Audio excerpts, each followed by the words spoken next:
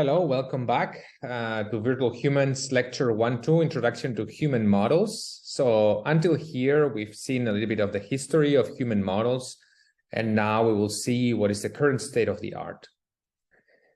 So prior human models were either not publicly available or not very easy to use, and that prevented its widespread use in academia and industry. So a virtual human model should be a simple mathematical model of body shape. It should look like real people, move like real people. Ideally, it should be low dimensional and differentiable in order to fit it to observations, have joints in order to have more interpretation, and one should be able to easily animate it and fit it to data. And also it's important that it should be compatible with standard graphics tools, like, for example, one should be able to import the model to tools like Maya and so on.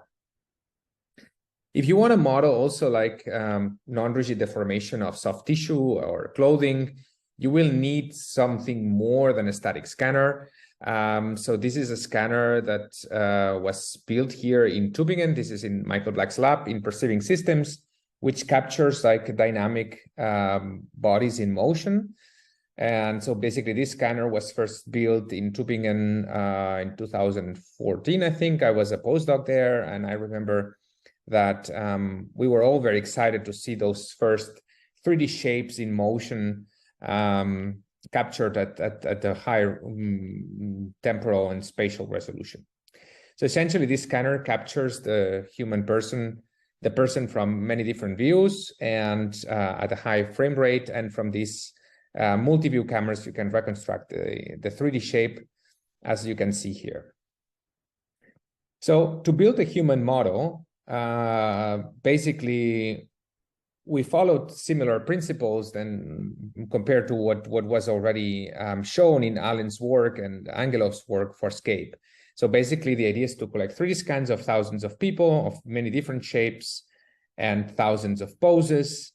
And essentially, you want to synthesize all these into a mathematical function. So you want to learn a mathematical function that takes a set of parameters, pose, shape, soft tissue, and appearance, and produces the vertices of a model which can be rendered as a realistic surface of a person. So essentially, so hopefully the results of the model look like a realistic person, although like what you're seeing here is the model generalizing to new poses. So what is a body model? Essentially, on the left, you see the 3D scan with the texture and the ground truth shape. And on the right, you can see the model, which is essentially generalizing to new poses. So how does it generalize? It has seen many people and how they deform, how the shoulders deform when they articulate their body. And from this data, you can learn to synthesize this realistically. So essentially, you're learning this function, mathematical function, M, that takes a set of input parameters and appearance and produces these vertices of a realistic surface. So essentially, we represent the whole body as a 3D mesh, and the mesh is segmented into parts, and every part rotates in a kinematic tree. This builds on these classical ideas that I showed before. And so basically every part rotates relative to the parent, and you have like this skeleton that defines this collection of parts and how they rotate relative to each other. So the body is then like 7,000 vertices if the mesh has this topology, and this means that a body is just 21,000 numbers. The problem is that most combinations of these numbers do not correspond to a realistic person. It just corresponds to basically a randomness. And so the task is to learn a mathematical function that will take a set of low dimensional parameters and produce these combinations of vertices that correspond to realistic human bodies. So when you build like a virtual human model, it's useful to factorize it into the pose deformations, the shape deformations, and be able to synthesize different poses and shapes. So basically here you can see that this model here on the top, we see the different poses for a static shape. On the bottom, you see for a static human A pose, you see different body shapes, and then basically you can combine these factors to produce any person in any body pose. So basically the model is parameterizing these deviations from this template mesh, and we will see this in more technical detail in the third lecture. You might be interested in finding other factors, like for example, breathing or soft tissue dynamics. Basically, you have to parameterize these displacements that account for this type of variations. So how do we build these models? The first problem we encounter is that the 3D scans are not registered. They are sets of point clouds that have no semantic meaning. This means that I don't know which points correspond to the face, which points correspond to the torso, and so on. So if we don't have this semantic meaning, then it's more difficult to do statistics from it because we cannot use the tools from linear algebra. So what you typically do, recent works, they skip this step of registration, but what we typically do is we register a common template to all the scans, and then we build a statistical model from it. And by registering a template, I mean you start with a template that might be in a different pose, in a different shape, and you optimize the parameters of this template in order to align with this 3D point cloud of the scan. And you do this for every single scan, such that you're bringing essentially all the scans into good correspondence, because now everything follows the topology of the template, and then now you know which points correspond to the face and which points correspond to the torso, and so on and so forth. So having good registration is crucial to build a good body model. But this registration step is a very hard one. So why is it difficult? Well, first of all, it's very ambiguous. So you have like high resolution scans and a low resolution template. And so a single template point could match to different scan points. The body is like in many parts doesn't have distinct features. So it's very easy to confuse one point for another. And this makes the registration challenging. And essentially, you might have very difficult poses for which you need a good initialization in order to converge, and you might have self-contact, which makes registration even more difficult. And so it's a very challenging task. You will, by the end of this course, you will know how to do registration on your own. So one exercise is dedicated to this, so you will learn how to do this, how to do registration of one template to a scan. So these are, for example, some registrations for different body shapes of the Caesar data set. And the important thing to note here is that every vertex, if you've done a good job, every vertex of every shape corresponds to the same semantic part. For example, like the vertex 100 might correspond to the vertex to the nose, and so on. So you can do registration for like dynamic scans as well. This is we did this in a paper published at SIGGRAPH called DYNA, in which basically we obtain alignments to these dynamic scans.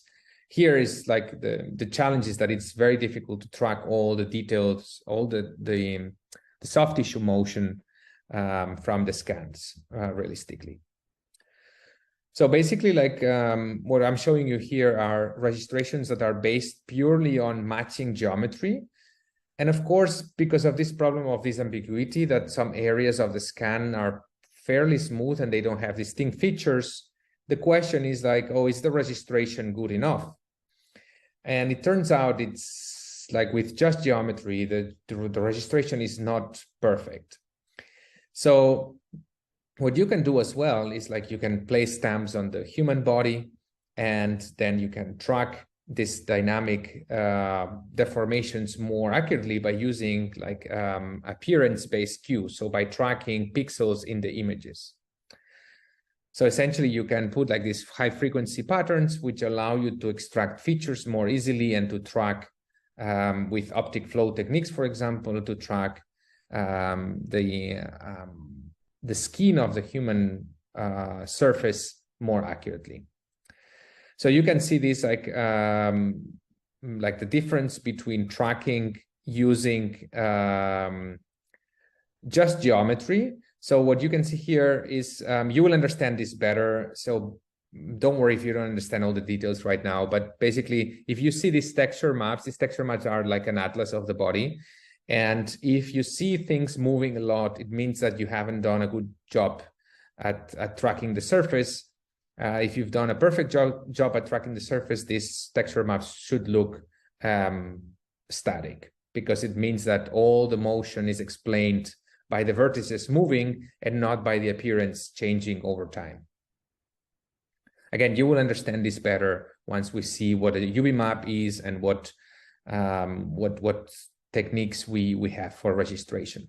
But I just want to point out here the difference between tracking using just geometry versus using geometry and appearance. So on the left, you see this better tracking. You see that the UV map changes much less than here on the right, where you have many more like what I would say like tracking errors, because the UV map should essentially be static. So essentially, like if you want to build a model of shape statistics, what is really important is to register the data and then bring all the shapes into a canonical pose, because this is when you can study the statistics of body shape without factoring in like the effects of human pose, basically. So it's very important to normalize the data into a canonical pose, and then you can treat every shape as a single vector, and then basically you can compute the statistics using linear algebra techniques. So here, this is the average shape of 2,000 men and 2,000 women from the CSER data set. So this is how an average person looks like. And now if you want to model the statistics of body shape, there's a question of what you can do. And if you look a little bit at the statistics, here I'm just showing you height, and you can see that I'm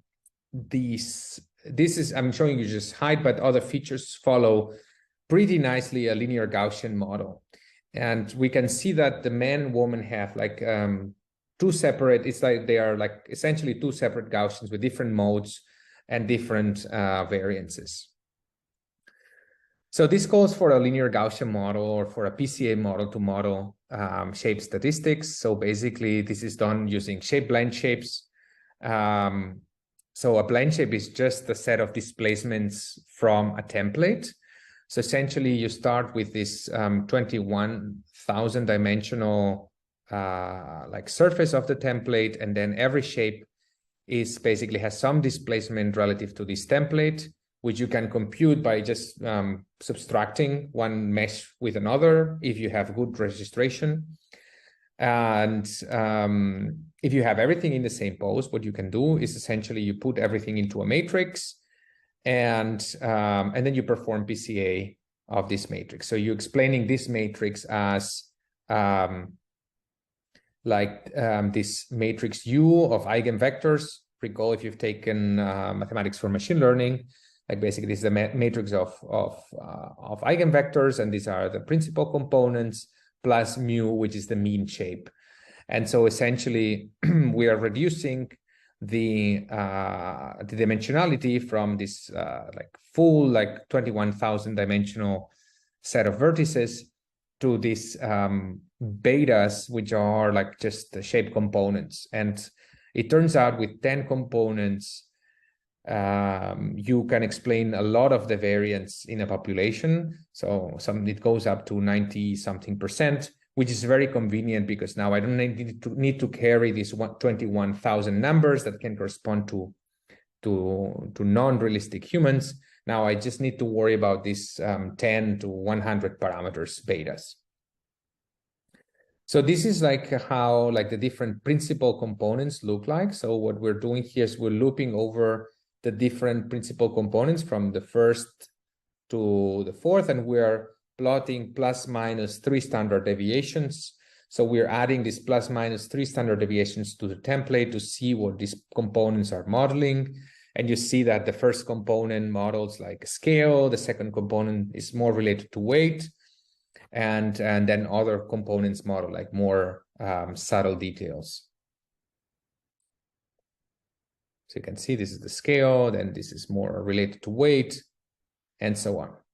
So you could think that basically to produce a target body shape, you're doing mathematics with body shapes. You're basically having these different linear combinations of people in order to obtain like a target shape. And this is essentially what you're doing once you have all the shapes into correspondence.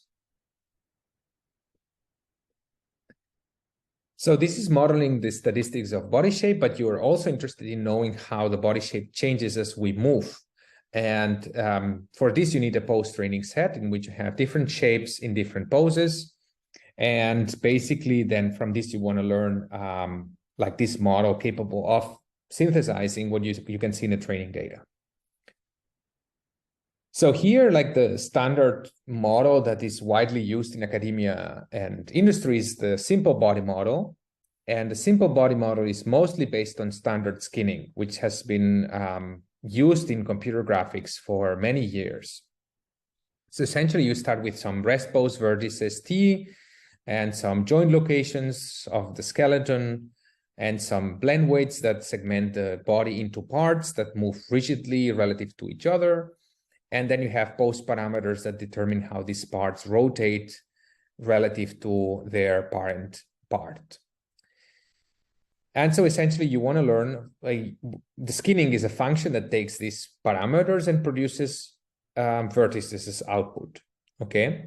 So with simple, what we're doing essentially is like we're parameterizing standard skinning. We're parameterizing some components of standard skinning with these low dimensional pose and shape parameters. So for example, the template in the canonical pose will be a function now of shape and pose. The joints will be a function of the shape, and so on. And we want to learn basically like a function that takes like this low dimensional theta and shape parameters in order to produce like vertices. So we will see this in more technical detail, but I just want to give you a gist of what are the ingredients in a virtual human model. So you start basically, this is for simple, you start with a template mesh that is segmented into parts, and you add, if you want to produce a shape, you add what are called the blend shapes that change the identity of the person. And notice how the joints change along with the person because the joints are a function of the surface. And then there's the learned pose blend shapes that essentially they are displacements that account for example, muscle bulging and all sort of distortions that happen when you rotate parts with rotations alone. So essentially, once you've learned these components, you can produce animations that look like realistic, like what you see in the 3D scan data. So we will see exactly what these pose blend shapes are, but just so that you get an idea, you see as the person moves, there's a set of displacements on this canonical shape that are being applied, and they are learned from data, and they are a function of the pose. And they basically deform this canonical shape such that when I apply the set of rotations to the parts, it produces a surface that looks realistic. So essentially, simple is taking these pose and shape parameters. These are the input to the function M that you're learning. And then you have a set of model parameters, which are the template, which is the average over the population, the blend shapes, which are these eigenvectors, the pose blend shape matrix, which accounts for these pose-dependent effects, the blend weight, so the segmentation into parts is also learned from data. And then you have a joint regression matrix that maps from the outer surface to the inner, to the joints. So essentially, we are like, what simple boils down to is to a learned standard skinning, and you're parameterizing standard skinning with this pose and shape. And then basically, like you learn all these parameters from these registered scans in order to minimize the surface-to-surface error. I know this is going fairly quickly right now, but we will see this in the third lecture in more technical detail, and we will look also at the math behind this. And if you want to model soft tissue, basically you need to add a component that controls the soft tissue, but this can also be done if you have registrations. And then essentially you can add soft tissue, and you can see that Simple cannot model this soft tissue because it's not trained from dynamic data. But essentially, we also showed how to model soft tissue once you have 4D scans of people. And then basically you can make the model produce soft tissue deformations in order to add to the realism. So here, for example, like this is a registration on the right, and this is the deformations produced by our learned model of soft tissue. Now, for many applications, we're interested in more than just shape and pose. Or even soft tissue. We're also interested in emotion and body language. And so the Simple model is not enough for this. And there's also other models that include more than this. So include basically like hands and faces. This is what is called the Simple X model, which includes like the hand and the faces. And the techniques to build like a face and a hand model are pretty similar to the techniques used for building like the standard like Simple model. So basically, there's also models of the human face that extend this Blanz-Fetter model to cover the whole head and not just the frontal face. And basically, they also factorize the deformations of face according to shape, pose, and also expressions, as you can see here. Can we play the expressions? I cannot play, yeah, different expressions. And for modeling the hands, basically the model underneath the what is called the Mano model, which is modeling the statistics of shape for hands, is also fairly simple to the Simple body model. Okay, so up until here, hopefully you have now a rough idea of what it entails to build a human model. But we will see this in more technical detail in the third lecture. And now I want to give you an overview of the topics we will cover in the lecture. And for this, let me switch slides. Close this.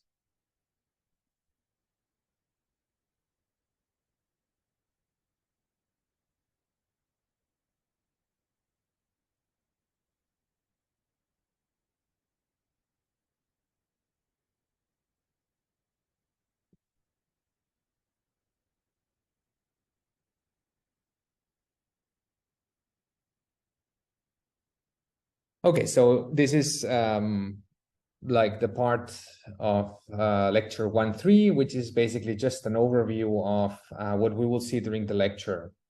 So essentially, I just want to show you in a nutshell what we will see. So first of all, we will be interested in recovering human models from visual observations like images and videos.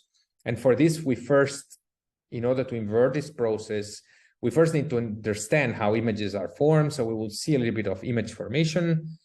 This part will have some overlap with the computer vision lecture if you've taken it, given by Andreas Geiger. And basically, we will see also different types of rotation parameterization and surface representations. So this is what we will see in the second lecture. We will see more technical detail how you actually build the vertex-based human model like Simple. So what we've seen, but with mathematical detail as well. Now this broke. Sorry.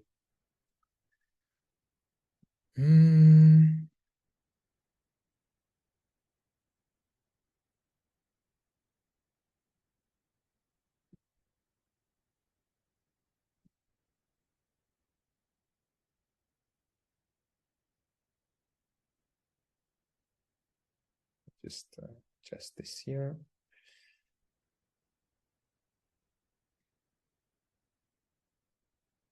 So we will see these vertex-based models into more technical detail, how they are built and what is the mathematical form that it takes and how you learn them from data. We will also look at how to fit human models to scan data. So this registration process, which is crucial to build a virtual human model, and this you will do yourself in one of the exercises. You will also play with a lot of models like Simple during the lecture. We will look at how to infer human models from images. So this is the task of single image reconstruction. We will see optimization-based methods and also models that are based on regression, based on a neural network, and also hybrid models that basically take the advantages of both techniques. So basically techniques that predict with a neural network an initial estimate and then refine this estimate against the observations. Sometimes we're interested in capturing humans without requiring external cameras. This is the case, for example, when we are recording outdoor sports, or we want to record humans going across different rooms and it's not possible to place cameras everywhere. Or, for example, like we are interested in a virtual reality application in which we do not have external cameras. In this case, you can use wearable sensors or inertial measurement units that you can attach to the body. And those provide the orientation and acceleration of that particular body part. And so they provide orientation and acceleration. And we've shown in some papers that it's possible to recover the full human motion just based on 5 IMUs placed at the extremities of the body. And we will see again, also during the lecture, how this is done. And here also there's methods that are based on optimization and methods that are more direct and based on regression learned from data. Now, this is it's very useful for many applications where you do not have external cameras. So here, the external camera is just shown for reference, but it's not used for the estimation. Of course, to produce realism, let me stop this. So to produce realism, we need to think about clothing, and perhaps the easiest way to model clothing is using vertex displacements. And so basically the first work to track the human body and the clothing as separate layers was ClothCap, which was presented at SIGGRAPH 17. And here what we did is we tracked the human body and each garment jointly as separate mesh pieces. And basically we had everything into good correspondence such that given scans of people, you could just parse the different clothing parts, estimate the body shape under clothing, and then transfer this clothing from one subject to another. So what you're seeing here is that the left subject is a real captured subject, but the right subject, which is myself actually, or like a virtual human of myself, was never captured with this clothing, but we're transferring the clothing from this source subject to the target subject. So there's no learning here. We just it's just based on having good registration of the human body to the underlying, so the clothing to the underlying body, and then we can transfer these vertex displacements from one mesh to another. We're going to see more details about this.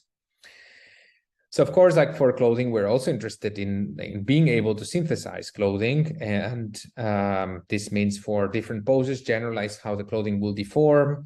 So this is, for example, like one model that is based on vertex displacements, which is called TaylorNet, which generalizes to different poses and also to different shapes. So see how the clothing here is accommodating for the different shapes.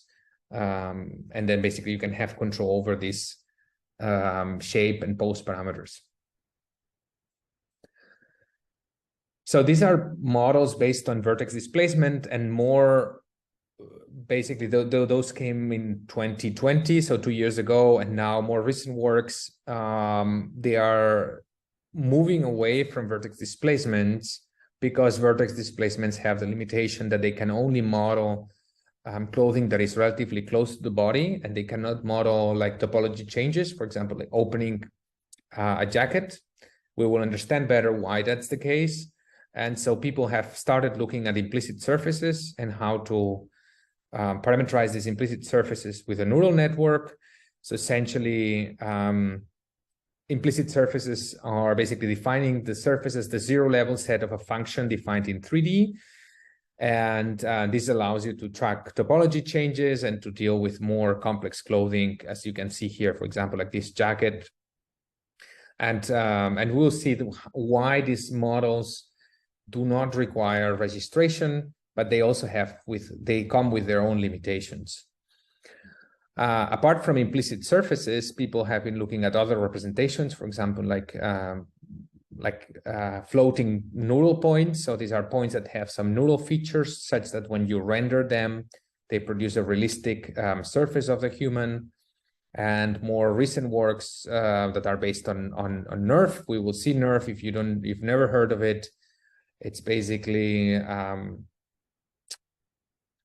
a method that stores like the 3D geometry and appearance of a scene in a neural network.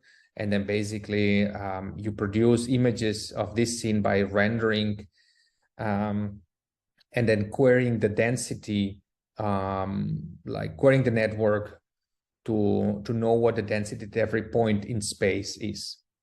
So we will see this also in more detail. And then towards the end of the lecture, we will look at behavior. Behavior meaning like being able to track humans interacting with objects and 3D scenes, building models, for example, that are capable of knowing how humans interact with the scenes, or knowing, given a scene, what human poses this scene affords. We will see the concept of affordances. And of course, we will go beyond static poses. We will also, eventually, we want to build virtual humans that are autonomous so that they perceive the 3D scene and know what to do with the scene and know how to interact with the scene. We'll see like human motion synthesis models, for example, that are capable of interacting with an object like a chair. They are capable of sitting on a chair, and we'll see how to to add control to these animations, for example, by specifying where the human should contact the chair, for example. And yeah, we will see the different techniques to be able to synthesize human motion in 3D environments. Okay, so these are the topics that we will see. Yeah, special thanks for the slides for this first lecture. They are mostly based on slides from Michael Black, Siyu Tang, Javier Romero, and Naureen Mahmoud. So you can find more resources in the following links, like in